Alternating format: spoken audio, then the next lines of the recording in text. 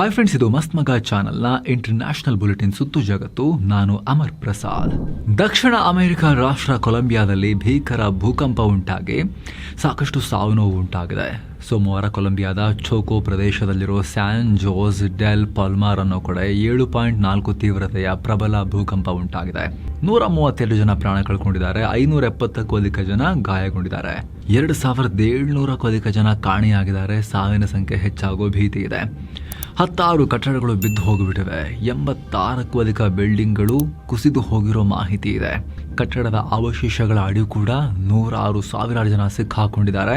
ಅದಕ್ಕೆ ಹೇಳಿದ್ದು ಸಾವಿನ ಸಂಖ್ಯೆ ಇನ್ನಷ್ಟು ಹೆಚ್ಚಾಗ್ತಾ ಇದೆ ಇಲ್ಲಿ ಅಂತ ಹೇಳಿ. ರಕ್ಷಣಾ ಕಾರ್ಯಾಚರಣೆ ನಡೀತಾ ಇದೆ. 4,800 ಜನ ವಾಸ ಮಾಡೋ ಸ್ಯಾನ್ ಜೋಸ್ನಲ್ಲಿ ಸುಮಾರು 107 ಕಿಲೋಮೀಟರ್ ಆಳದಲ್ಲಿ ಭೂಕಂಪನದ ಕೇಂದ್ರ ಬಿಂದು ಪತ್ತೆಯಾಗಿದೆ. ಅಮೆರಿಕನ್ ಜಿಯೋಲಾಜಿಕಲ್ ಸರ್ವೆ ಮಾಹಿತಿಯನ್ನು ಕೊಟ್ಟಿದೆ. ಭೂಕಂಪ ಎಷ್ಟು ಶಕ್ತಿಶಾಲಿಯಾಗಿತ್ತು ಅಂದರೆ ಪಕ್ಕದ ಈಕ್ವೆಡಾರ್, ವೆನೆಜುವೆಲಾ ಮತ್ತು ಪನಾಮಾದಲ್ಲೂ ಕೂಡ ಕಂಪನದ ಅನುಭವ ಆಗಿದೆ. ಕೊಲಂಬಿಯಾದ ಜಿಯೋಲಾಜಿಕಲ್ ಸರ್ವೆ ಪ್ರಕಾರ 21ನೇ ಶತಮಾನದಲ್ಲಿ ಕೊಲಂಬಿಯಾದಲ್ಲಿ ಆಗಿರೋ ಅತಿ ಪ್ರಬಲ ಭೂಕಂಪ ಇದು ಅಂತ ಹೇಳ್ತಿದ್ದಾರೆ. ಹೀಗಾಗಿ ಕೊಲಂಬಿಯಾದಲ್ಲಿ ಅಲ್ಲಿನ ನೂತನ ಅಧ್ಯಕ್ಷ ಅಬೆಲಾರ್ಡೋ ಡೆಲ್ಲಾ ಎಸ್ಪ್ರಿಯೇಜಾ ತುರ್ತು ಪರಿಸ್ಥಿತಿಯನ್ನು ಘೋಷಿಸಿದ್ದಾರೆ. ಜನರ ಜೀವ ಉಳಿಸಿ ಸಂಕಷ್ಟದಲ್ಲಿರೋ ಜನರಿಗೆ ನೆರವು ಕೊಡೋಕೆ ನಮ್ಮ ಸರ್ಕಾರ ಎಲ್ಲ ಪ್ರಯತ್ನ ಪಡುತ್ತೆ. ಅವಶೇಷಗಳಡಿ ಟ್ರ್ಯಾಪ್ ಆಗಿರೋ ಜನರನ್ನ ಕಾಪಾಡೋದು ಮೊದಲ ಆದ್ಯತೆ ಅಂತ ಹೇಳಿದ್ದಾರೆ. ಕೊಲಂಬಿಯಾದ 7 ಏರ್ಪೋರ್ಟ್ಗಳನ್ನು ಕ್ಲೋಸ್ ಮಾಡಲಾಗಿದೆ. ಮೆಡಿಕಲ್ ಮತ್ತು ಸರ್ಕಾರಿ ವಿಮಾನಗಳನ್ನು ಆಪರೇಟ್ ಮಾಡೋಕೆ ಈ ಏರ್ಪೋರ್ಟ್ಗಳನ್ನು ಈಗ ಯೂಸ್ ಮಾಡಲಾಗ್ತಿದೆ. ಕೊಲಂಬಿಯಾ ಭೂಕಂಪಕ್ಕೆ ಅಮೆರಿಕ $15.5 ಮಿಲಿಯನ್ ಪರಿಹಾರ ಘೋಷಿಸಿದೆ. ಹಾಗೆ ಸಿಕ್ಕಾಕೊಂಡಿರೋರ ರಕ್ಷಣೆಗೆ, ಮುಖ್ಯವಾಗಿ ಅಮೆರಿಕನ್ ಪ್ರಜೆಗಳಿಗೆ ಸಹಾಯ ಮಾಡೋಕೆ ಎಂಬಸಿಯ ಫೋನ್ ನಂಬರ್ಗಳನ್ನು ಅಮೆರಿಕ ಕೊಟ್ಟಿದೆ. ಹಾಗೆ ಕೊಲಂಬಿಯಾ ಜನರಿಗೂ ಹೆಲ್ಪ್ ಮಾಡ್ತೀವಿ ಅಂತ ಹೇಳಿದ್ದಾರೆ. ಅಮೆರಿಕದ ವಿದೇಶಾಂಗ ಕಾರ್ಯದರ್ಶಿ ಮಾರ್ಕೋ ರೂಬಿಯೋ ಸ್ಟೇಟ್ಮೆಂಟ್ ಕೊಟ್ಟಿದ್ದಾರೆ. ಈಕ್ವೆಡಾರ್ ಅಧ್ಯಕ್ಷ ಡೆನಿಯಲ್ ನೊಬೋವೋ ಸೇರಿ ಜಗತ್ತಿನ ಎಲ್ಲ ಕಡೆಯಿಂದ ಹೆಲ್ಪ್ ಅಲ್ಲಿಗೀಗ ಅನೌನ್ಸ್ ಮಾಡಲಾಗ್ತಿದೆ. ಈ ಪ್ರದೇಶದಲ್ಲಿ ಬ್ಯಾಕ್ ಟು ಬ್ಯಾಕ್ ಭೂಕಂಪ. ಜೂನ್ 24ಕ್ಕೆ ಕೊಲಂಬಿಯಾದ ಪಕ್ಕದಲ್ಲೇ ಇರೋ ವೆನೆಜುವೆಲಾದಲ್ಲಿ ಭಾರಿ ಭೂಕಂಪ ಆಗಿತ್ತು. 7.2, 7.5 ತೀವ್ರತೆಯ ಕಂಪನ. ಅದರಲ್ಲಿ ಮೃತಪಟ್ಟವರ ಸಂಖ್ಯೆ ಈಗ 6,301ಕ್ಕೆ ಏರಿಕೆಯಾಗಿದೆ. 9,500 ಮನೆಗಳನ್ನು ಹೈ ರಿಸ್ಕ್ ಅಂತ ಕನ್ಸಿಡರ್ ಮಾಡಲಾಗಿದೆ. ಇದರ ಬೆನ್ನಲ್ಲೇ 1 ತಿಂಗಳ ಅಂತರದಲ್ಲೇ ಪಕ್ಕದ ಕೊಲಂಬಿಯಾದಲ್ಲಿ ಭಾರಿ ಭೂಕಂಪ, ಸಾವು ನೋವು. ಸೋಮವಾರ ರಾತ್ರಿ ಈ ಕಡೆ ನಮ್ಮ ಮಹಾರಾಷ್ಟ್ರದ ಪಾಲ್ಘರ್ನಲ್ಲೂ ಕೂಡ ಸಣ್ಣ ಭೂಕಂಪ ಆಗಿದೆ. 3.4 ತೀವ್ರತೆಯ 2 ಭೂಕಂಪ. ಜೌಹಾರ್ ಅನ್ನೋ ತಾಲೂಕಿನಲ್ಲಿ ಸುಮಾರು 5 ಕಿಲೋಮೀಟರ್ ಆಳದಲ್ಲಿ ಕಂಪನದ ಕೇಂದ್ರ ಪತ್ತೆಯಾಗಿದೆ. ಇಲ್ಲ ಅಂತ ಯಾವುದೇ ಸಾವು ನೋವೇನಾಗಿಲ್ಲ, ಚಿಕ್ಕ ಕಂಪನ. ಇರಾನ್ ಬೆದರಿಕೆಗೆ ಅಮೆರಿಕ ಅಧ್ಯಕ್ಷ ಟ್ರಂಪ್ ವಿಮಾನ ಬಿಟ್ಟು ತಳ್ಳೋ ಗಾಡಿಯಲ್ಲಿ ಕದ್ದು ಕೂತ್ಕೊಂಡು ಬಂದ ಪ್ರಸಂಗ ಬಯಲಾಗಿದೆ. ರೋಚಕ ಘಟನೆ. ಕತಾರ್ ಕೊಟ್ಟಿದ್ದ ಐಷಾರಾಮಿ ಬೋಯಿಂಗ್ ವಿಮಾನದ ಬದಲು ಸಣ್ಣ ಏರ್ ಫೋರ್ಸ್ ವಿಮಾನದಲ್ಲಿ ಅಮೆರಿಕ ಅಧ್ಯಕ್ಷರನ್ನ ಸಾಗಿಸಲಾಗಿತ್ತು. ಪ್ರೆಸಿಡೆಂಟ್ ಏರ್ ಫೋರ್ಸ್ 1 ಇದೆಯಲ್ಲ, ಅದಲ್ಲ. ಏರ್ ಫೋರ್ಸ್ನ ವಾಯುಪಡೆಯ ಒಂದು ಚಿಕ್ಕ ವಿಮಾನದಲ್ಲಿ ಇರಾನ್ ಕಣ್ಣು ತಪ್ಪಿಸೋಕೆ ಈ ರೀತಿ ಮಾಡಲಾಗಿತ್ತು ಅಂತ ಅಮೆರಿಕದ ವಾಷಿಂಗ್ಟನ್ ಪೋಸ್ಟ್ ರಿಪೋರ್ಟ್ ಮಾಡಿದೆ. ಜುಲೈ 8ಕ್ಕೆ ಟರ್ಕಿ ರಾಜಧಾನಿ ಅಂಕಾರದಲ್ಲಿ ನ್ಯಾಟೋ ವಾರ್ಷಿಕ ಸಮ್ಮೇಳನ ಇತ್ತಲ್ವಾ. ಈ ಮೀಟಿಂಗ್ಗೆ ಟ್ರಂಪ್ ಕತಾರ್ ಹೊಸದಾಗಿ ಗಿಫ್ಟ್ ಕೊಟ್ಟಿದ್ದ ಬೋಯಿಂಗ್ 737-8 ವಿಮಾನದಲ್ಲೇ ಹೋಗಿದ್ರು. ಆದರೆ ಆ ಟೈಮ್ನಲ್ಲಿ ಟರ್ಕಿ ಗಡಿ ಹಂಚಿಕೊಂಡಿರೋ ಇರಾನ್ ಟ್ರಂಪ್ ಹೊಡೆದು ಹಾಕೋಕೆ ಮಿಸೈಲ್ ಹಾರಿಸಿ ಬಿಡ್ಬೋದು ಅನ್ನೋ ಆತಂಕ ಇತ್ತು. ಗುಪ್ತಚರ ಮಾಹಿತಿ ಬೇರೆ ಇತ್ತು. ಹೀಗಾಗಿ ವಾಪಸ್ ಹೋಗುವಾಗ ಟ್ರಂಪ್ರನ್ನ ಬೇರೆ ವಿಮಾನದಲ್ಲಿ ಕರ್ಕೊಂಡು ಬರಬೇಕು ಅಂತ ಅಮೆರಿಕನ್ ಅಧಿಕಾರಿಗಳು ಡಿಸೈಡ್ ಮಾಡಿದ್ರು. ಸೊ ಟರ್ಕಿಯಲ್ಲಿ ಬೋಯಿಂಗ್ ವಿಮಾನ ಬಿಟ್ಟು ಅಮೆರಿಕದ ಹಳೆ ಏರ್ ಫೋರ್ಸ್ 1 ವಿಮಾನ, ಅಮೆರಿಕದ ಪ್ರೆಸಿಡೆಂಟ್ ಇರ್ತಾರಲ್ಲ, ಯಾವಾಗಲೂ ಯೂಸ್ ಮಾಡ್ತಾರಲ್ಲ, ಅದಕ್ಕೆ ಶಿಫ್ಟ್ ಆಗಿದ್ರು ಅಂತ ರಿಪೋರ್ಟ್ ಆಗಿತ್ತು ಫಸ್ಟ್ಗೆ. ಆದರೆ ವಾಷಿಂಗ್ಟನ್ ಪೋಸ್ಟ್ ಮಾಡಿರೋ ರಿಪೋರ್ಟ್ನಲ್ಲಿ ಇನ್ನೊಂದು ಹೊಸ ಟ್ವಿಸ್ಟ್ ಏನು ಅಂತ ಹೇಳಿದ್ರೆ, ಇಲ್ಲಿ ಟ್ರಂಪ್ ಟರ್ಕಿಯಿಂದ ಬ್ರಿಟನ್ಗೆ ಹೋಗುವಾಗ ಅಮೆರಿಕದ ಏರ್ ಫೋರ್ಸ್ 1 ವಿಮಾನ ಹತ್ತಿರೋದು ಕಾಣಿಸಿರೋದು ನಿಜಾನೇ. ಆದರೆ ಅದೊಂದು ಡಿಕಾಯ್ ಆಪರೇಷನ್ ಆಗಿತ್ತು. ಟ್ರಂಪ್ ಜಸ್ಟ್ ಆ ವಿಮಾನ ಹತ್ತೋ ಹಾಗೆ ತೋರಿಸಿದ್ದಾರೆ ಅಷ್ಟೇ. ಪತ್ರಕರ್ತರ ಕಣ್ತಪ್ಪಿಸೋಕೆ ಹೈಡ್ರಾಲಿಕ್ ಬಳಸಿ ವಿಮಾನದ ದ್ವಾರ ಸ್ವಲ್ಪ ಹೊತ್ತು ಬ್ಲಾಕ್ ಮಾಡಲಾಯಿತು. ನಿಜವಾಗಿಯೂ ಆ ವಿಮಾನ ಅವರು ಹತ್ತೇ ಇಲ್ಲ ಆಮೇಲೆ ಅಂತೇಳಿ ಈಗ ಮಾಹಿತಿ ಬರ್ತಾ ಇದೆ. ಸಿನಿಮೀಯ ರೀತಿಯಲ್ಲಿ ಅಮೆರಿಕದ ಪ್ರೆಸಿಡೆಂಟನ್ನು ಸೀಕ್ರೆಟ್ ಆಗಿ ಆಹಾರ ಸಾಗಿಸೋ ಕೇಟರಿಂಗ್ ಟ್ರಕ್ ಮೂಲಕ ಬಾಕ್ಸಲ್ಲಿ ಹಾಕೊಂಡು ಪುಟ್ಟ C-32 ಮಿಲಿಟರಿ ಏರ್ಕ್ರಾಫ್ಟ್ಗೆ ಹತ್ತಿಸಲಾಯಿತು. ಆಮೇಲೆ ಟ್ರಂಪ್ C-32A ಏರ್ಕ್ರಾಫ್ಟ್ನಲ್ಲಿ ಪ್ರಯಾಣಿಸಿ ಬ್ರಿಟನ್ಗೆ ಹೋಗಿ ಇಳಿದ್ರು ಅಂತ ಹೇಳಲಾಗಿದೆ. ಈ ಮಾಸ್ಟರ್ ಪ್ಲಾನ್ ಅಮೆರಿಕದ ವೈಟ್ ಹೌಸ್ನ ಹಲವು ಅಧಿಕಾರಿಗಳಿಗೂ ಗೊತ್ತಿರಲಿಲ್ಲ ಅಂತ ರಿಪೋರ್ಟ್ ಆಗಿದೆ. ಯುದ್ಧದಿಂದ ಆಗಿರೋ ಹಾನಿಗೆ ಅಮೆರಿಕ ಪರಿಹಾರ ಕೊಡಬೇಕು ಅನ್ನೋ ಇರಾನ್ ಡಿಮಾಂಡ್ಗೆ ಟ್ರಂಪ್ ತಿರುಗೇಟು ಕೊಟ್ಟಿದ್ದಾರೆ. ಇರಾನ್ ಪರಿಹಾರ ಕೇಳ್ತಿರೋದು ಒಂಥರ ಇಂಟ್ರೆಸ್ಟಿಂಗ್ ಐಡಿಯಾ. ಹೀಗಾಗಿ ನಾನು ಇರಾನ್ನಿಂದಲೇ ಪರಿಹಾರ ಕೇಳ್ತಾ ಇದ್ದೀನಿ ಅಂತ ಟ್ರಂಪ್ ತಮ್ಮ ಟ್ರೂತ್ ಸೋಷಿಯಲ್ನಲ್ಲಿ ಪೋಸ್ಟ್ ಮಾಡಿದ್ದಾರೆ. 1983ರಲ್ಲಿ ಬೀರೂತ್ನಲ್ಲಿ 241 ಅಮೆರಿಕನ್ ಸೈನಿಕರು, 2003ರಿಂದ 2011 ನಡುವೆ ಇರಾಕ್ನಲ್ಲಿ 603 ಅಮೆರಿಕನ್ ಸೈನಿಕರ ಸಾವಿಗೆ ಇರಾನೇ ಕಾರಣ, ಕೊಡಿ ಪರಿಹಾರ ಅಂತ ಟ್ರಂಪ್ ಕೇಳಿದ್ದಾರೆ. ಅಷ್ಟೇ ಅಲ್ಲ, ಲೆಬನಾನ್, ಸಿರಿಯಾ, ಯೆಮೆನ್, ಗಾಜಾ ಅಲ್ಲೆಲ್ಲ ಆಗಿರೋ ಡ್ಯಾಮೇಜ್ ಯಾರು ಕಾರಣ? ನೀವೇ ಮಾಡಿಸ್ತಿರೋದು. ಕೂಡಿ ಎಲ್ಲದಕ್ಕೂ ದುಡ್ಡು ಬಿಚ್ಚಿ ಕಳೆದ 50 ವರ್ಷಗಳಲ್ಲಿ ನಡೆದ ಪ್ರತಿಭಟನೆಗಳಲ್ಲಿ 2025 ಮತ್ತು 26ರ ಪ್ರತಿಭಟನೆಗಳಲ್ಲೂ ಕೂಡ ಇರಾನ್ 52,000 ಪ್ರತಿಭಟನಾಕಾರರಂತಂದೆ ನಾಗರಿಕರನ್ನು ಹತ್ಯೆ ಮಾಡಿದೆ. ಇವ್ರಿಗೂ ಕೂಡ ಇರಾನ್ನ ಖಾಮನೈಗಳು ಪರಿಹಾರ ಕೊಡಬೇಕು ಅಂತ ಟ್ರಂಪ್ ಕೇಳಿದ್ದಾರೆ. ಮುಂದಿನ ಎಲ್ಲ ನೆಗೋಸಿಯೇಷನ್ಸಲ್ಲೂ ಇದನ್ನು ಕಡ್ಡಾಯವಾಗಿ ಪ್ರಸ್ತಾಪ ಮಾಡೋಕ್ಕೆ ನಾವು ರೆಡಿ ಅಂತ ಟ್ರಂಪ್ ಹೇಳಿದ್ದಾರೆ. ಮಾತುಕತೆಯ ಪ್ರತಿನಿಧಿಗಳಿಗೂ ಅವರು ಸೂಚನೆ ಕೊಟ್ಟಾಗಿದೆಯಂತೆ. ಆದರೆ ಇರಾನ್ ಜೊತೆ ನಾವು ಬರೀ ಸೆಮಿ ನೆಗೋಸಿಯೇಟಿಂಗ್ ಅಂದರೆ ಪೂರ್ತಿ ಅಥವಾ ಡೈರೆಕ್ಟ್ ಮಾತುಕತೆ ನಡೆಸ್ತಾ ಇಲ್ಲ, ಒಂಥರ ಅರ್ಧರ್ಧ ಸಂಧಾನ ಥರ ಇದು ಅಂತ ಹೇಳಿ ಟ್ರಂಪ್ ಹೇಳಿಕೆ ಕೊಟ್ಟಿದ್ದಾರೆ. ಇನ್ನು ಇರಾನ್ ಜೊತೆ ಚೆಸ್ ಆಡ್ತಿದ್ದೀವಿ ಅಂತ ಹೇಳಿದ ಟ್ರಂಪ್ಗೆ ಇರಾನ್ ತಿರುಗೇಟು ಕೊಟ್ಟಿದೆ. ಹಾರ್ಮೋಸ್ ಓಪನ್ ಮಾಡೋಕೆ ಇರಾನ್ ಲಿಸ್ಟ್ ಆಫ್ ಡಿಮಾಂಡ್ಸ್ ಇಟ್ಟಿದೆ. ಹೀಗಾಗಿ ದಾಳಿ ಮಾಡೋದನ್ನು ಬಿಟ್ಟು ಇರಾನ್ ಮೇಲೆ ಎಕನಾಮಿಕ್ ಪ್ರೆಷರ್ ಹಾಕೋಕೆ ಮುಂದಾಗಿದ್ದೇವೆ. ಇರಾನಲ್ಲಿ ದೊಡ್ಡ ಮಟ್ಟದ ಇನ್ಫ್ಲೇಷನ್ ಇದೆ, ಅವ್ರ ಹತ್ರ ದುಡ್ಡಿಲ್ಲ, ನಾವು ವಾಚ್ ಮಾಡ್ತಾ ಇದೀವಿ, ಫೈನಲ್ ಆಗಿ ಎಲ್ಲವೂ ನಾವು ಅನ್ಕೊಂಡಂಗೆ ಆಗುತ್ತೆ, ಚೆಸ್ ಗೇಮ್ ಇದು ಅಂತ ಹೇಳಿ ಟ್ರಂಪ್ ಹೇಳಿಕೆ ಕೊಟ್ಟಿದ್ರಲ್ಲ. ಇದಕ್ಕೆ ಇರಾನ್ ವಿದೇಶಾಂಗ ವಕ್ತಾರ ಇಸ್ಮಾಯಿಲ್ ಬಖಾಯ್ ಲೈಟ್ಸ್ ಆನ್ ಇರಲಿ ಆಫ್ ಇರಲಿ ಇರಾನಿಯನ್ನರು ಪ್ರೊಫೆಷನಲ್ ಚೆಸ್ ಪ್ಲೇಯರ್ಸ್ ಅನ್ನೋದನ್ನ ಪ್ರೂವ್ ಮಾಡಿದ್ದಾರೆ ಅನ್ನೋ ಹೇಳಿಕೆ ಕೊಟ್ಟಿದ್ದಾರೆ. ಇನ್ನೊಂದು ಕಡೆ ಸೌದಿ, ಟರ್ಕಿ ಮತ್ತು ಪಾಕಿಸ್ತಾನದ ಡಿಫೆನ್ಸ್ ಒಪ್ಪಂದಕ್ಕೂ ಇರಾನ್ ರಿಯಾಕ್ಟ್ ಮಾಡಿದೆ. ಈ ಭಾಗದ ರಾಷ್ಟ್ರಗಳಿಗೆ ಅಮೆರಿಕ ಮೇಲಿರೋ ದೃಷ್ಟಿಕೋನ ಬದಲಾಗ್ತಿರೋದನ್ನು ಇದು ತೋರಿಸುತ್ತೆ ಅಂತ ಇರಾನ್ ಹೇಳಿದೆ. ಸೆಕ್ಯೂರಿಟಿ ಅನ್ನೋದು ಫೇಕ್ ಬ್ರೋಕರ್ಸಿಂದ ದುಡ್ಡು ಕೊಟ್ಟು ಖರೀದಿ ಮಾಡೋ ವಸ್ತು ಅಲ್ಲ ಅನ್ನೋದನ್ನು ಈ ರಾಷ್ಟ್ರಗಳು ಅರ್ಥ ಮಾಡ್ಕೊಂಡಿವೆ. ಈ 3 ರಾಷ್ಟ್ರಗಳು ಅಮೆರಿಕದ ಮಿತ್ರ ರಾಷ್ಟ್ರಗಳೇ ಆಗಿದ್ರೂ ಕೂಡ ಈ ಸೆಕ್ಯೂರಿಟಿ ಪ್ಯಾಕ್ಟ್ ಇರಾನ್ ವಿರುದ್ಧವಾಗಿದೆ ಅಂತ ನಾವು ಟೆನ್ಷನ್ ತಗೊಳ್ಳೋ ಅಗತ್ಯ ಇಲ್ಲ. ಜಿಯೋಪೊಲಿಟಿಕಲ್ ಮತ್ತು ಐತಿಹಾಸಿಕ ಆಧಾರದ ಮೇಲೆ ಸರಿಯಾದ ಶತ್ರು ಮತ್ತು ಬೆದರಿಕೆ ಯಾರು ಅಂತ ಗುರುತಿಸೋ ಯಾವುದೇ ಪ್ಲಾನ್ ಇದ್ರೂ ಕೂಡ ಅದು ಸೆಕ್ಯೂರಿಟಿ ಸ್ಟ್ರಾಂಗ್ ಮಾಡೋಕ್ಕೆ ಇನ್ನಷ್ಟು ಹೆಲ್ಪ್ ಮಾಡುತ್ತೆ. ಹಾಗೆ ಇಸ್ರೇಲ್ ಮತ್ತು ಅದರ ಮಿತ್ರ ರಾಷ್ಟ್ರಗಳು ಉಂಟು ಮಾಡೋ ಅಸ್ಥಿರತೆ, ದೌರ್ಜನ್ಯಗಳನ್ನು ತಡೆಯೋಕೆ ಇದು ಅವಕಾಶ ಮಾಡಿಕೊಡುತ್ತೆ ಅನ್ನೋ ಹೇಳಿಕೆಯನ್ನು ಇಸ್ಮಾಯಿಲ್ ಬಖಾಯ್ ನೀಡಿದ್ದಾರೆ. ಇನ್ನು ಸ್ನೇಹಿತರೆ, ಕಾಶಿ, ಅಯೋಧ್ಯೆಯ ಹೊಸ ರಾಮ ಮಂದಿರ, ತ್ರಿವೇಣಿ ಸಂಗಮ, ಗಯಾ, ಬೋಧ್ ಗಯಾ ಸೇರಿ ಈ ಅದ್ಭುತ ಸ್ಥಳಗಳಿಗೆ ಪ್ರವಾಸ ಎಲ್ಲವನ್ನ ಒಳಗೊಂಡಿರೋ ಪ್ಯಾಕೇಜ್ ನಿಮಗೆ ಎಕ್ಸ್ಟ್ರಾ ₹1 ಖರ್ಚಾಗಲ್ಲ. ಕನ್ನಡ ಟೂರ್ ಮ್ಯಾನೇಜರ್ ಕರ್ಕೊಂಡು ಹೋಗಿ ವಾಪಸ್ ಕರ್ಕೊಂಬಂದು ತಲುಪಿಸ್ತಾರೆ. ಆಸಕ್ತರು 7 Sandsಗೆ ಕಾಲ್ ಮಾಡಿ ಬುಕ್ ಮಾಡಿಕೊಂಡು ಹೋಗಿ ಬರ್ಬೋದು. ಇನ್ನು ಇರಾನ್ ಅಧ್ಯಕ್ಷ ಮಸೌದ್ ಪೆಜೆಶ್ಕಿಯಾನ್ ಇರಾನ್ ಸುಪ್ರೀಂ ಲೀಡರ್ ಮುಜ್ತಬಾ ಖಾಮೆನೈ ಜೊತೆಗೆ 7 ಗಂಟೆಗಳ ಕಾಲ ಸುದೀರ್ಘ ಮೀಟಿಂಗ್ ಮಾಡಿದ್ದಾರೆ. ಮುಖ್ಯವಾಗಿ ಯುದ್ಧದ ಎಫೆಕ್ಟ್ಸ್ ಬಗ್ಗೆ ಚರ್ಚೆ ನಡೆದಿದೆ ಅಂತ ಅವರು ಸ್ಟೇಟ್ ಟಿವಿಗೆ ಹೇಳಿದ್ದಾರೆ. ಇದೊಂದು ಪಾಸಿಟಿವ್ ಮತ್ತು ಪ್ರೊಡಕ್ಟಿವ್ ಮೀಟಿಂಗ್ ಆಗಿತ್ತು. ದೇಶದ ಒಳಗಡೆ ಯುನಿಟಿ ಕಾಪಾಡೋದು ಖಾಮೆನೈ ಟಾಪ್ ಪ್ರಯಾರಿಟಿ ಅಂತ ಪೆಜೆಶ್ಕಿಯಾನ್ ಸ್ಟೇಟ್ಮೆಂಟ್ ಕೊಟ್ಟಿದ್ದಾರೆ. ಇನ್ನು ಅಮೆರಿಕ ದಾಳಿಯಿಂದ ಟಾಪ್ ಮಿಲಿಟರಿ ಕಮಾಂಡರ್ಸ್ನ ಕಳ್ಕೊಂಡಿದ್ದ ಇರಾನ್ ಈಗ ತನ್ನ ಮಿಲಿಟರಿ ಲೀಡರ್ಶಿಪ್ನಲ್ಲಿ ದೊಡ್ಡ ಚೇಂಜಸ್ ಮಾಡಿದೆ. ಹಾರ್ಮುಜ್ ಮಾತುಕತೆಗಳು ಸ್ಟಾಪ್ ಆಗಿರೋ ಟೈಮ್ನಲ್ಲಿ ಇರಾನ್ನ ಹೊಸ ಸುಪ್ರೀಂ ಲೀಡರ್ ಮುಜ್ತಬಾ ಖಾಮೆನೈ 6 ಹೊಸ ಅಪಾಯಿಂಟ್ಮೆಂಟ್ಸ್ ಮಾಡಿದ್ದಾರೆ. ದಾಳಿಯಲ್ಲಿ ಮೃತಪಟ್ಟ ಅಬ್ದುಲ್ ರಹೀಂ ಮೌಸವಿ ಜಾಗಕ್ಕೆ ಮೇಜರ್ ಜನರಲ್ ಪೈಲಟ್ ಅಲಿ ಅಬ್ದುಲ್ಲಾಹೆ ಅವ್ರನ್ನ armed forces chief of staff ಆಗಿ ಅಪಾಯಿಂಟ್ ಮಾಡಲಾಗಿದೆ. ಇವರ ಡೆಪ್ಯೂಟಿಯಾಗಿ ಖಿಯೋಮರ್ಸ್ ಹೈದರಿ ಬಂದಿದ್ದಾರೆ. ದಾಳಿಯಲ್ಲಿ ಮೃತಪಟ್ಟ ಮೊಹಮ್ಮದ್ ಪಕ್ಪೌರ್ ಜಾಗಕ್ಕೆ ಮಾಜಿ ಡಿಫೆನ್ಸ್ ಮಿನಿಸ್ಟರ್ ಅಹಮದ್ ವಹೀದಿ ಅವ್ರನ್ನ ಪ್ರಮೋಟ್ ಮಾಡಿ IRGC ಕಮಾಂಡರ್ ಇನ್ ಚೀಫ್ ಆಗಿ ನೇಮಕ ಮಾಡಲಾಗಿದೆ. ಜೊತೆಗೆ ಮುಸ್ತಫಾ ಎಜಾದಿ ಡೆಪ್ಯೂಟಿ IRGC ಕಮಾಂಡರ್ ಆಗಿದ್ದಾರೆ. ಇನ್ನು ಅಲಿ ರೆಜಾ ತಂಗ್ಜೀರಿ ಸಾವಿನ ನಂತರ ಪರ್ಷಿಯನ್ ಗಲ್ಫ್ನಲ್ಲಿ ಆಪರೇಟ್ ಮಾಡೋ IRGC ನೇವಿಯ ಹೊಸ ಕಮಾಂಡರ್ ಆಗಿ ರಿಯರ್ ಅಡ್ಮಿರಲ್ ಅಲಿ ಅಜ್ಮಾಯಿ ಬಂದಿದ್ದಾರೆ. ಹಾಗೆ IRGC ಇಂಟೆಲಿಜೆನ್ಸ್ನ ಮಾಜಿ ಹೆಡ್ ಹೊಸೇನ್ ಅವ್ರನ್ನ ವಾಲಂಟಿಯರ್ ಪ್ಯಾರಾಮಿಲಿಟರಿ ಫೋರ್ಸ್ ಬಸೀಜ್ ಇದರ ಕಮಾಂಡರ್ ಆಗಿ ಅಪಾಯಿಂಟ್ ಮಾಡಲಾಗಿದೆ. ಇವರು ಗೋಲಾಂ ರೆಜಾ ಸೊಲೈಮಾನಿ ಜಾಗಕ್ಕೆ ರಿಪ್ಲೇಸ್ಮೆಂಟ್. ಈ ಹೊಸ ಟೀಮ್ ಇರಾನ್ನ ಮಿಲಿಟರಿ ಕೆಪಾಸಿಟಿಯನ್ನು ಮತ್ತಷ್ಟು ಸ್ಟ್ರಾಂಗ್ ಮಾಡುತ್ತೆ, ಅಫೆನ್ಸಿವ್ ಆಪರೇಷನ್ಸ್ಗೆ ರೆಡಿ ಆಗೋಕ್ಕೆ ಹೆಲ್ಪ್ ಮಾಡುತ್ತೆ ಅಂತ ಸುಪ್ರೀಂ ಲೀಡರ್ ಈ ರೀತಿ ಮಾಡ್ಕೊಂಡಿದ್ದಾರಂತೆ. ಇರಾನ್ನ ಮಾಧ್ಯಮಗಳು ಇದನ್ನು ಹೇಳಿದವೆ. ಇನ್ನು ಈ ಹೊಸ ಮಿಲಿಟರಿ ಚೀಫ್ ಅಬ್ದುಲ್ಲಾಹಿ ಈ ಹಿಂದೆನೇ ವಿದೇಶಿಯರ ಸೇನೆಗೆ ಜಾಗ ಕೊಟ್ಟರೆ ನೆರೆಹೊರೆ ರಾಷ್ಟ್ರಗಳು ಪರಿಣಾಮ ಎದುರಿಸಬೇಕಾಗತ್ತೆ ಅನ್ನೋ ವಾರ್ನಿಂಗ್ ಅನ್ನು ಕೊಟ್ಟಿದ್ರು. ಇವ್ರು ಮಾತ್ರ ಅಲ್ಲ, ಎಂಟೈರ್ ಟೀಮ್ ಈಗ ಏನು ಬಂದಿದ್ದಾರೆ ಇವ್ರನ್ನೆಲ್ಲ ನೋಡ್ತಾ ಇದ್ರೆ ಹಾರ್ಮುಜ್ ವಿಚಾರದಲ್ಲಿ ಇರಾನ್ ಮತ್ತಷ್ಟು ಅಗ್ರೆಸಿವೇ ಆಗ್ತಾ ಹೋಗೋ ಎಲ್ಲ ಹಿಂಟ್ಸ್ ಈಗ ಸಿಗ್ತಾ ಇದೆ. ಇನ್ನು ಒಮಾನ್ ಕರಾವಳಿಯ ನೇಚರ್ ರಿಸರ್ವ್ ಹತ್ರ ಕ್ಯಾರೋಲಿನ್ ಬೆಜೆಂಗಿ ಅನ್ನೋ ಆಯಿಲ್ ಟ್ಯಾಂಕರ್ ಸಿಲುಕಿ ಅದರಿಂದ ದೊಡ್ಡ ಪ್ರಮಾಣದಲ್ಲಿ ಆಯಿಲ್ ಲೀಕ್ ಆಗಿದೆ. ಈ ಸೋರಿಕೆ ಬರೋಬ್ಬರಿ 400 ಸ್ಕ್ವೇರ್ ಕಿಲೋಮೀಟರ್ ವಿಸ್ತೀರ್ಣಕ್ಕೆ ಹರಡಿಕೊಂಡಿದೆ. ಈ ಹಡಗಲ್ಲಿ ಏಷ್ಯಾಗೆ ಹೋಗ್ತಾ ಇದ್ದ ಸುಮಾರು 1 million barrel Russian crude oil ಇತ್ತು. ಜೂನ್ 8ನೇ ತಾರೀಕು ಯೆಮೆನ್ ಕರಾವಳಿ ಹತ್ರ ಈ ಹಡಗಲ್ಲಿ ಸಮಸ್ಯೆ ಕಾಣಿಸ್ಕೊಂಡಿತ್ತು. ಜೊತೆಗೆ ಇದರ ಮೇಲೆ ದಾಳಿ ಕೂಡ ಆಗಿದೆ. ಆದರೆ ಈ ದಾಳಿ ಮಾಡಿದ್ದು ಯಾರು ಅಂತ ಇನ್ನಷ್ಟೇ ಸ್ಪಷ್ಟ ಆಗಬೇಕು. ಈ ಬಗ್ಗೆ ಪ್ರತಿಕ್ರಿಯೆ ಕೊಟ್ಟಿರೋ ಒಮಾನ್, ಹಲಾನಿಯಾಟ್ ದ್ವೀಪಗಳ ಹತ್ರ ಆಗ್ತಿರೋ ಈ ಆಯಿಲ್ ಲೀಕ್ ತಡೆಯೋಕೆ ಪ್ರಯತ್ನ ಪಡ್ತಾ ಇದ್ದೀವಿ ಅಂತ ಹೇಳಿಕೆ ಕೊಟ್ಟಿದೆ.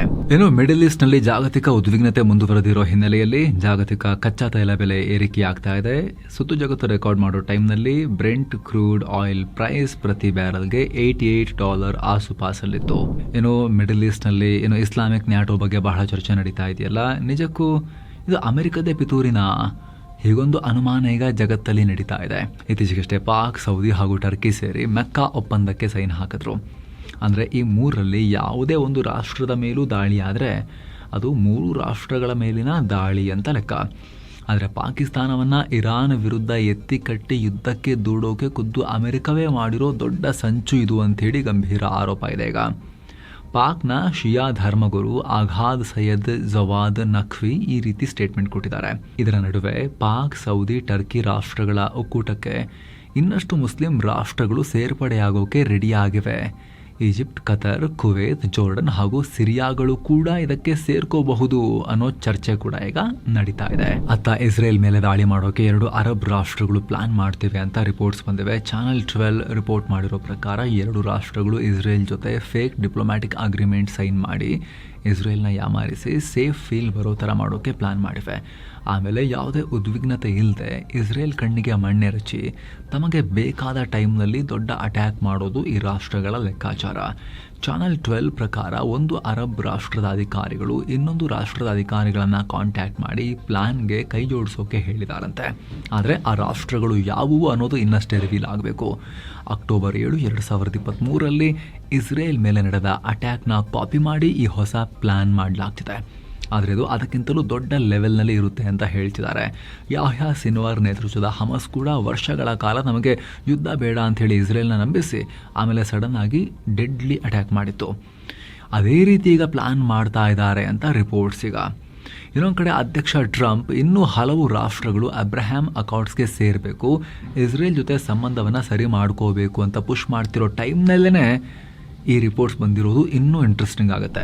ಇನ್ನು ಪುಟಿನ್ ಕೆಲವೇ ವಾರಗಳಲ್ಲಿ 5 ಲಕ್ಷ ಫೈಟರ್ಸ್ ಒಟ್ಟುಗೂಡಿಸಿ ದೊಡ್ಡ ದಾಳಿಗೆ ಪ್ಲಾನ್ ಮಾಡ್ತಿದ್ದಾರೆ ಅಂತ ಯುಕ್ರೇನ್ ಅಧ್ಯಕ್ಷ ಜೆಲೆನ್ಸ್ಕಿ ವಾರ್ನ್ ಮಾಡಿದ್ದಾರೆ. ಇಂಟೆಲಿಜೆನ್ಸ್ ರಿಪೋರ್ಟ್ ಉಲ್ಲೇಖಿಸಿ ಮಾಹಿತಿಯನ್ನು ಕೊಟ್ಟಿದ್ದಾರೆ. ಸೆಪ್ಟೆಂಬರ್ 21ನೇ ತಾರೀಕು ನಡೆಯುವ ರಷ್ಯಾದ ಪಾರ್ಲಿಮೆಂಟ್ ಎಲೆಕ್ಷನ್ಸ್ ನಂತರ ಪುಟಿನ್ ಈ ಕೆಲಸ ಮಾಡ್ತಾರೆ ಅಂತ ಹೇಳಿದ್ದಾರೆ. ಜೊತೆಗೆ ಪುಟಿನ್ ಏನಾದರೂ ಓಪನ್ ಆಗಿ ಜನರನ್ನ ಬಲವಂತವಾಗಿ ಸೇನೆಗೆ ತಳ್ಳಿದ್ರೆ ರಷ್ಯಾದ ಸ್ವಂತ ಜನರೇ ಸರ್ಕಾರದ ವಿರುದ್ಧ ಪ್ರತಿಭಟನೆ ಮಾಡಬಹುದು. ಹೀಗಾಗಿ ಓಪನ್ ಆಗಿ ಮಾಡದೆ ಸೀಕ್ರೆಟ್ ಆಗಿ ಮೊಬಿಲೈಸ್ ಮಾಡೋಕೆ ಪ್ಲಾನ್ ಮಾಡ್ತಿದ್ದಾರೆ ಅಂತ ಜೆಲೆನ್ಸ್ಕಿ ಹೇಳಿದ್ದಾರೆ. ಆದರೆ ಇಷ್ಟೊಂದು ದೊಡ್ಡ ಮಟ್ಟದ ಜನರಿಗೆ ತಕ್ಷಣ ಟ್ರೈನಿಂಗ್ ಕೊಡೋಕೆ ಆಗೋದಿಲ್ಲ. ಹೀಗಾಗಿ ಯುದ್ಧ ಭೂಮಿಯಲ್ಲಿ ಸರಿಯಾದ ಟ್ರೈನಿಂಗ್ ಇಲ್ಲದ ಜನ ಬಂದು ಭಾರಿ ಪ್ರಾಣ ಕಳ್ಕೊಳ್ಬೇಕಾಗತ್ತೆ ಅಂತ ಜೆಲೆನ್ಸ್ಕಿ ಎಚ್ಚರಿಕೆ ಕೊಟ್ಟಿದ್ದಾರೆ.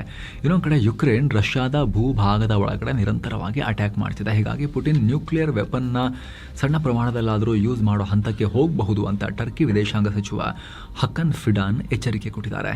ಫ್ರಂಟ್ನಲ್ಲಿ ನಡೆಯೋ ಯುದ್ಧ ಹಿಂಭಾಗಕ್ಕೂ ತಲುಪಿದಾಗ ಅದು ದೇಶದ ಅಸ್ತಿತ್ವದ ಪ್ರಶ್ನೆ ಆಗುತ್ತೆ. ಆಗ ಕಡೆ ಅಸ್ತ್ರ ಬಳಸಬೇಕಾಗೋ ಸಿಚುವೇಶನ್ ಬರಬಹುದು ಅನ್ನೋ ವಾರ್ನಿಂಗ್ ಕೊಟ್ಟಿದ್ದಾರೆ. ತಮ್ಮ ರಷ್ಯಾ ಭೇಟಿ ವೇಳೆ ಈ ಬಗ್ಗೆ ವಿಸ್ತೃತವಾಗಿ ಚರ್ಚೆಯಾಗಿದೆ ಮತ್ತು ರಷ್ಯಾ ಸಾರ್ವಜನಿಕರು ಕೂಡ ಅದನ್ನು ಡಿಮಾಂಡ್ ಮಾಡ್ತಿದ್ದಾರೆ. ನಾವು ವೆಸ್ಟರ್ನ್ ಪಾರ್ಟ್ನರ್ಸ್ ಜೊತೆಗೂ ಇದ್ರ ಬಗ್ಗೆ ಚರ್ಚೆ ಮಾಡಿದ್ದೀವಿ ಅಂತ ಹಕನ್ ಫಿಡಾನ್ ಹೇಳಿದ್ದಾರೆ. ಇನ್ನು ಟರ್ಕಿ ಸಂಸತ್ತು ನಿಷೇಧಿತ ಕುರ್ದಿಸ್ತಾನ್ ವರ್ಕರ್ಸ್ ಪಾರ್ಟಿಯನ್ನ ವಿಸರ್ಜನೆ ಮಾಡೋಕೆ ಐತಿಹಾಸಿಕ ಕಾನೂನು ಪಾಸ್ ಮಾಡಿದೆ. 1984ರಿಂದ ಶುರುವಾಗಿದ್ದ ಈ ಕಾನ್ಫ್ಲಿಕ್ಟ್ ನಲ್ಲಿ ಸುಮಾರು 40,000ಕ್ಕೂ ಅಧಿಕ ಜನರ ಪ್ರಾಣ ಹೋಗಿದೆ. ಈಗ ಈ ದಶಕಗಳ ಹಳೆಯ ಕಾನ್ಫ್ಲಿಕ್ಟ್ ಮುಗಿಸೋಕೆ ದೊಡ್ಡ ಹೆಜ್ಜೆ ಇಡಲಾಗಿದೆ. ನಿರ್ದಿಷ್ಟ ಅಪರಾಧ ಮಾಡದ ಮಾಜಿ ಉಗ್ರರಿಗೆ ಕಾನೂನು ಲೀಗಲ್ ಪ್ರೊಟೆಕ್ಷನ್ ಕೊಡುತ್ತೆ ಮತ್ತು PKK ಮೆಂಬರ್ಶಿಪ್ ಹೊಂದಿದ್ದ ಕೆಲವರ ಜೈಲು ಶಿಕ್ಷೆಯನ್ನು ಕ್ಯಾನ್ಸಲ್ ಮಾಡಿ ಸಸ್ಪೆಂಡ್ ಮಾಡಿ ಅವರು ಮತ್ತೆ ಸಮಾಜದೊಂದಿಗೆ ಬೆರೆಯೋಕೆ ಹೆಲ್ಪ್ ಮಾಡುತ್ತೆ. 600 ಸೀಟ್ ಇರೋ ಪಾರ್ಲಿಮೆಂಟ್ನಲ್ಲಿ 468 ವೋಟ್ಸ್ ಪಡೆದು ಬಿಲ್ ಪಾಸ್ ಆಗಿದೆ. ಇನ್ನು ಪಾಕ್ ಆಕ್ರಮಿತ ಕಾಶ್ಮೀರದಲ್ಲಿ ಹಲವು ದಿನಗಳಿಂದ ನಡೀತಾ ಇರೋ ಪ್ರತಿಭಟನೆ ಮತ್ತು ಹಿಂಸಾಚಾರಕ್ಕೆ ಈಗ ಪಾಕ್ ಪ್ರಧಾನಿ ಶಹಬಾಜ್ ಶರೀಫ್ ಪ್ರತಿಕ್ರಿಯೆ ಕೊಟ್ಟಿದ್ದಾರೆ. ಏನೇ ಸಮಸ್ಯೆ ಇದ್ರೂ ಅದನ್ನು ಮಾತುಕತೆ ಮೂಲಕ ಬಗೆಹರಿಸಿಕೊಳ್ಬೇಕು ಅಂತ ಹೇಳಿದ್ದಾರೆ. ಅಲ್ಲದೆ POKನಲ್ಲಿ ಯಾವುದೇ ಹೊಸ ಸರ್ಕಾರ ಅಧಿಕಾರಕ್ಕೆ ಬಂದರೂ ಕೂಡ ಪ್ರತಿಭಟನಾಕಾರರೊಂದಿಗೆ ಮಾತುಕತೆ ನಡೆಸ್ತೀವಿ ಅಂತ ಶಹಬಾಜ್ ಶರೀಫ್ ಹೇಳಿದ್ದಾರೆ. ಹಾಗೆ ಯಾರೆಲ್ಲ ಬೇಕು ಅಂತಲೇ ಸಮಸ್ಯೆ ಮತ್ತು ಅರಾಜಕತೆ ಮಾಡೋಕೆ ನೋಡ್ತಿದ್ದಾರೋ ಅದನ್ನು ನಡೆಯೋಕೆ ನಾವು ಬಿಡಲ್ಲ ಅನ್ನೋ ಹೇಳಿಕೆಯನ್ನು ಕೂಡ ಕೊಟ್ಟಿದ್ದಾರೆ. ಈ ನಡುವೆ ಪಾಕಿಸ್ತಾನದ ಸ್ವಾತಂತ್ರ್ಯ ದಿನಾಚರಣೆ ಕೂಡ ಹತ್ತಿರ ಆಗ್ತಿದೆಯಲ್ಲ, ಆಗಸ್ಟ್ 14th. ಪಿಒಕೆನಲ್ಲಿ ಆಗಸ್ಟ್ 13ಕ್ಕೆ ಮತ್ತೊಂದು ಸುತ್ತಿನ ಪ್ರತಿಭಟನೆ ಮಾಡ್ತೀವಿ ನಾವು ಅದಕ್ಕಿಂತ ಮುಂಚೆ ಅಂತ ಜಾಯಿಂಟ್ ಅವಾಮಿ ಆಕ್ಷನ್ ಕಮಿಟಿ ಪಿಒಕೆನ ಪ್ರತಿಭಟನಾಕಾರರ ಗುಂಪು ಹೇಳಿದೆ. ಹಾಗೆ ಆಗಸ್ಟ್ 13 ಮತ್ತು 14ನ್ನ ಬ್ಲ್ಯಾಕ್ ಡೇಸ್, ಕರಾಳ ದಿನಗಳು ಅಂತ ಕರೆದಿವೆ. ಜಗತ್ತಿನಾದ್ಯಂತ ಇರೋ ಕಾಶ್ಮೀರಿಗಳು ಪಾಕ್ ಸೇನೆಯ ದೌರ್ಜನ್ಯದ ವಿರುದ್ಧ ಪ್ರತಿಭಟನೆ ಮಾಡಬೇಕು ಅಂತಲೂ ಕರೆ ಕೊಟ್ಟಿದ್ದಾರೆ. ಇನ್ನು ಪಿಒಕೆನಲ್ಲಿ ಪ್ರತಿಭಟನಾಕಾರರು ಮತ್ತು ಭದ್ರತಾ ಪಡೆಗಳ ನಡುವೆ ನಡೆದ ಹೊಸ ಘರ್ಷಣೆಯಲ್ಲಿ ಒಬ್ಬ ಬ್ರಿಟನ್ ಪ್ರಜೆ ಕೂಡ ಪ್ರಾಣ ಕಳ್ಕೊಂಡಿರೋ ಮಾಹಿತಿ ಬರ್ತಾ ಇದೆ. ದಿ ಗಾರ್ಡಿಯನ್ನೇ ಇದನ್ನ ರಿಪೋರ್ಟ್ ಮಾಡಿದೆ. ಇವರು 50 ವರ್ಷದ ಮೊಹಮ್ಮದ್ ಅಖ್ತರ್, ಇಂಗ್ಲೆಂಡ್ ಮೂಲದ ಇವರು ಈ ಹಿಂಸಾಚಾರ ಆಗಬೇಕಾದ್ರೆ ಪಿಒಕೆನಲ್ಲಿ ಇದ್ರು. ಅವರೇನು ಪಾಲ್ಗೊಂಡಿರಲಿಲ್ಲ ಪ್ರತಿಭಟನೆಯಲ್ಲಿ, ಆದರೂ ಕೂಡ ಸೇನೆ ಇವ್ರನ್ನ ಹೊಡೆದು ಹಾಕಿದೆ ಅಂತ. ಏನೋ ಗೌತಮ್ ಅದಾನಿ ಮೇಲಿದ್ದ ವಂಚನೆ ಹಾಗೂ ಲಂಚದ ಕ್ರಿಮಿನಲ್ ಕೇಸನ್ನ ಅಮೆರಿಕದ ಕೋರ್ಟ್ ವಜಾ ಮಾಡಿದೆ. ಆದರೆ ಜಸ್ಟಿಸ್ ಡಿಪಾರ್ಟ್ಮೆಂಟ್ನವರು ಈ ಕೇಸನ್ನ ಡ್ರಾಪ್ ಮಾಡಿರೋ ರೀತಿಯನ್ನ ಬ್ರೂಕ್ಲಿನ್ ಡಿಸ್ಟ್ರಿಕ್ಟ್ ಜಡ್ಜ್ ನಿಕೋಲಸ್ ಪ್ರಶ್ನೆನೂ ಮಾಡಿದ್ದಾರೆ. ನವೆಂಬರ್ 2024ರಲ್ಲಿ ಅದಾನಿ ಅಮೆರಿಕದಲ್ಲಿ $10 ಬಿಲಿಯನ್ ಇನ್ವೆಸ್ಟ್ ಮಾಡ್ತೀನಿ ಅಂತ ಪ್ರಾಮಿಸ್ ಮಾಡಿದ್ರು. ಇದೇ ರೀಸನ್ಗೆ ಕೇಸ್ ಡ್ರಾಪ್ ಮಾಡಿದ್ದೀರಾ ಅಂತ ಜಡ್ಜ್ ಕೇಳಿದ್ರು. ಆದರೆ ಇನ್ವೆಸ್ಟ್ಮೆಂಟ್ ಆಫರ್ ಕಾರಣಕ್ಕೆ ಮಾಡಿಲ್ಲ ಅನ್ನೋದು ಕನ್ಫರ್ಮ್ ಆದ್ಮೇಲೆ ಜಡ್ಜ್ ಈ ತೀರ್ಪನ್ನೇ ಕೊಟ್ಟಿದ್ದಾರೆ. ಇನ್ನು ಈ ಜಡ್ಜ್ಮೆಂಟ್ ಬಗ್ಗೆ ಎಕ್ಸ್ನಲ್ಲಿ ಪೋಸ್ಟ್ ಮಾಡಿರೋ ಗೌತಮ್ ಅದಾನಿ ಕೋರ್ಟ್ ನಿರ್ಧಾರವನ್ನ ಗೌರವಿಸ್ತೀನಿ ಅಂತ ಹೇಳಿದ್ದಾರೆ. 2024ರಲ್ಲಿ ಆಗಿದ್ದ ಕೇಸ್, ಅದಾನಿ ಸೋಲಾರ್ ಪ್ಲಾಂಟ್ಗೆ ಅಪ್ರೂವಲ್ಗೆ ಭಾರತದ ಅಧಿಕಾರಿಗಳಿಗೆ ಲಂಚ ಕೊಟ್ಟಿದ್ದಾರೆ. ಹಾಗೆ ಅಮೆರಿಕದ ಇನ್ವೆಸ್ಟರ್ಸ್ಗೆ ಆಂಟಿ ಕರಪ್ಷನ್ ಪ್ರಾಕ್ಟೀಸಸ್ ಬಗ್ಗೆ ತಪ್ಪು ಮಾಹಿತಿ ಕೊಟ್ಟಿದ್ದಾರೆ ಅಂತ ಅದಾನಿ ಗ್ರೂಪ್ ಮೇಲೆ ಆರೋಪವನ್ನು ಮಾಡಲಾಗಿತ್ತು. ಅವರು ಅವಾಗಿಂದಲೂ ಅದಾನಿ ಗ್ರೂಪ್ನವರು ಇದನ್ನು ನಿರಾಕರಿಸ್ತಾ ಬಂದಿದ್ರು. ಈಗ ಅಮೆರಿಕದ ಕೋರ್ಟ್ ಕೇಸನ್ನು ಕ್ಯಾನ್ಸಲ್ ಮಾಡಿದೆ. ಇನ್ನು ಅಮೆರಿಕದಲ್ಲಿ ಟ್ರಂಪ್ ಅಧಿಕಾರಕ್ಕೆ ಬಂದ ಮೇಲಿಂದ ಇದುವರೆಗೂ ಬರೋಬ್ಬರಿ 1,75,000ಕ್ಕೂ ಅಧಿಕ ವೀಸಾಗಳನ್ನು ಕ್ಯಾನ್ಸಲ್ ಮಾಡಲಾಗಿದೆ. ಹೀಗಂತ ಅಮೆರಿಕದ ಸ್ಟೇಟ್ ಡಿಪಾರ್ಟ್ಮೆಂಟ್ ಮಾಹಿತಿ ಕೊಟ್ಟಿದೆ. ಅಪರಾಧ ಎಸಗಿದವರು, ವೀಸಾ ಕಂಡೀಷನ್ಗಳನ್ನು ಉಲ್ಲಂಘನೆ ಮಾಡಿರೋರು, ವಂಚಕರು ಮತ್ತು ಅಮೆರಿಕದ ಭದ್ರತೆಗೆ ಅಪಾಯ ಇರೋರನ್ನ ಅವರ ವೀಸಾಗಳನ್ನು ಕ್ಯಾನ್ಸಲ್ ಮಾಡಲಾಗಿದೆ ಅಂತ ಅಮೆರಿಕ ಹೇಳ್ಕೊಂಡಿದೆ. ಇನ್ನು ಮಗುವೊಂದು ವಿಮಾನದಲ್ಲಿ ಕೂತು ಸೀಟ್ ಬೆಲ್ಟ್ ಹಾಕೋಕೆ ಒಪ್ಪದ ಕಾರಣ ಫ್ಲೈಟ್ ಕ್ಯಾನ್ಸಲ್ ಆಗಿರೋ ಘಟನೆ ಕೆನಡಾದಲ್ಲಿ ಆಗಿದೆ. ಕೆನಡಾದ ವಿಕ್ಟೋರಿಯಾದಿಂದ ಟೊರಾಂಟೋಗೆ ಹೋಗೋ ಪೋರ್ಟರ್ ಏರ್ಲೈನ್ಸ್ ವಿಮಾನದಲ್ಲಿ ಈ ಘಟನೆಯಾಗಿದೆ. ವಿಮಾನ ಆಲ್ಮೋಸ್ಟ್ ರನ್ವೇನಲ್ಲಿ ಮೂವ್ ಆಗೋಕೆ ಶುರುವಾದಾಗ ಮಗು ಸೀಟ್ ಬೆಲ್ಟ್ ಹಾಕೋಕೆ ಒಪ್ಪಲಿಲ್ಲ. ಸೀಟ್ ಕೆಳಗಡೆ ಹೋಗಿ ಅವಿತು ಕುಳಿತುಕೊಂತು. ಪೋಷಕರು ಮತ್ತು ವಿಮಾನ ಸಿಬ್ಬಂದಿ ಎಷ್ಟೇ ಪ್ರಯತ್ನ ಪಟ್ಟರೂ ಕೂಡ ಅದನ್ನು ಎತ್ತಿ ವಾಪಸ್ ತಂದು ಕೂರಿಸಿ ಸೀಟ್ ಬೆಲ್ಟ್ ಹಾಕಕ್ಕೆ ಆಗೇ ಇಲ್ಲ. ಹೀಗಾಗಿ ವಿಮಾನವನ್ನು ವಾಪಸ್ ಟರ್ಮಿನಲ್ಗೆ ತಂದು ಪ್ರೊಸೀಜರ್ ಪ್ರಕಾರ ಫ್ಯಾಮಿಲಿಯನ್ನು ವಿಮಾನದಿಂದ ಕೆಳಗಿಳಿಸುವಾಗ ಲೇಟಾಗಿ ಫ್ಲೈಟ್ ಕ್ಯಾನ್ಸಲ್ಲೇ ಆಯಿತು. ಹೀಗಾಗಿ ಅದರಲ್ಲಿದ್ದ ಪ್ಯಾಸೆಂಜರ್ಸ್ ಇಡೀ ರಾತ್ರಿ ಕಾದು ಮರುದಿನ ಬೇರೆ ಫ್ಲೈಟ್ನಲ್ಲಿ ಜರ್ನಿ ಕಂಟಿನ್ಯೂ ಮಾಡಿದ್ದಾರೆ. ಇನ್ನು ಅಮೆರಿಕ ಅಧ್ಯಕ್ಷ ಡೊನಾಲ್ಡ್ ಟ್ರಂಪ್ ಅವರ ಟ್ರಂಪ್ ಮೀಡಿಯಾ ಕಂಪನಿ ಭಾರಿ ಲಾಸ್ನಲ್ಲಿದೆ. ಹೀಗಾಗಿ ಕಂಪನಿಯನ್ನು ಮೇಲೆತ್ತೋಕೆ ಟ್ರುತ್ API ಅನ್ನೋ ಹೊಸ ಪೇಯ್ಡ್ ಸರ್ವಿಸ್ ಶುರು ಮಾಡಿದ್ದಾರೆ. ಇದರ ಸ್ಪೆಷಾಲಿಟಿ ಏನು ಅಂದರೆ, ಯಾರು ದುಡ್ಡು ಕೊಡ್ತಾರೋ ಅವರಿಗೆ ಟ್ರಂಪ್ ಮಾಡೋ ಪೋಸ್ಟ್ಗಳು ಬೇರೆಯವರಿಗಿಂತ ಮೊದಲೇ ಸಿಗ್ತವೆ. ಅಧ್ಯಕ್ಷರಾಗಿ ಟ್ರಂಪ್ ಮಾಡೋ ಪೋಸ್ಟ್ಗಳು ಷೇರುಪೇಟೆ ಮೇಲೆ ದೊಡ್ಡ ಪ್ರಭಾವ ಆಲ್ರೆಡಿ ಬೀರ್ತಾ ಇದ್ದಾವೆ. ಅದು ಸುಂಕ ಏರಿಕೆ ಇರ್ಬೋದು, ಇಳಿಕೆ ಇರ್ಬೋದು, ಅಥವಾ ಇರಾನ್ ಯುದ್ಧದ ಡಿಸಿಷನ್ಸ್ ಇರ್ಬೋದು. ಹೀಗಾಗಿ ಈ ಮಾಹಿತಿಯನ್ನು ಮುಂಚೆನೇ ಪಡೆದು ಲಾಭ ಮಾಡ್ಕೊಳ್ಳೋಕೆ ವಾಲ್ ಸ್ಟ್ರೀಟ್ನ ಟ್ರೇಡರ್ಗಳು ಮುಗಿಬಿದ್ದಿದ್ದಾರೆ. ಈಗ ಪ್ರತಿ ತಿಂಗಳಿಗೆ $60,000ದಿಂದ $1 ಲಕ್ಷ ವರೆಗೂ ಎಕ್ಸ್ಟ್ರಾ ಕಟ್ತಾ ಇದ್ದಾರೆ. ಒಂದ್ ಕಡೆ ಟ್ರಂಪ್ ಕಂಪನಿ ಕಳೆದ 1 ವರ್ಷದಿಂದ $1 ಬಿಲಿಯನ್ ಅಧಿಕ ನಷ್ಟದಲ್ಲಿದೆ. ಷೇರು ಮೌಲ್ಯ ಕೂಡ ಪಾತಾಳ ಕುಸಿದಿದೆ. ಆದ್ರೆ ಸೇಮ್ ಟೈಮ್ ಅಮೆರಿಕದ ಅಧ್ಯಕ್ಷರಾಗಿರೋ ಟ್ರಂಪ್ ತಮ್ಮ ಪೋಸ್ಟ್ಗಳನ್ನೇ ಈ ರೀತಿ ಮಾರಾಟಕ್ಕಿಟ್ಟಿರೋದು ತೀವ್ರ ಕೋಲಾಹಲಕ್ಕೆ ಕಾರಣ ಆಗಿದೆ ಅಮೆರಿಕದಲ್ಲಿ. ಯಾವ ತರದ ಪ್ರೆಸಿಡೆಂಟ್ ಇದು ಅಂತ ಹೇಳಿ. ಏನೋ ಬಾಹ್ಯಾಕಾಶ ಕ್ಷೇತ್ರದಲ್ಲಿ ದೊಡ್ಡ ಸಾಧನೆ ಮಾಡೋಕೆ ಹೊರಟಿದ್ದ ಚೀನಾಗೆ ಮುಖಭಂಗ ಆಗಿದೆ. ಉಪಗ್ರಹವನ್ನು ಹೊತ್ತೊಯ್ತಾ ಇದ್ದ ಚೀನಾದ ಲಾಂಗ್ ಮಾರ್ಚ್ 7A ರಾಕೆಟ್ ಉಡಾವಣೆಯಾದ ಕೇವಲ 85 ಸೆಕೆಂಡ್ಸಲ್ಲೇ ಶಾರ್ಟ್ ಮಾರ್ಚ್ ಮಾಡಿ ಆಕಾಶದಲ್ಲಿ ಡಮ್ ಅಂದಿದೆ. ಆಗಸ್ಟ್ 10ನೇ ತಾರೀಕು ಉಡಾವಣೆಗೊಂಡಿದ್ದ ಈ ರಾಕೆಟ್ ಜಾಂಗ್ಜಿಂಗ್ 4B ಅನ್ನೋ ಕಮ್ಯುನಿಕೇಷನ್ ಸ್ಯಾಟಲೈಟ್ ಅನ್ನ ಕಕ್ಷೆಗೆ ಸೇರಿಸಬೇಕಾಗಿತ್ತು. ಆದರೆ ಇದು ಲಾಂಗ್ ಮಾರ್ಚ್ ಮಾಡಿಲ್ಲ.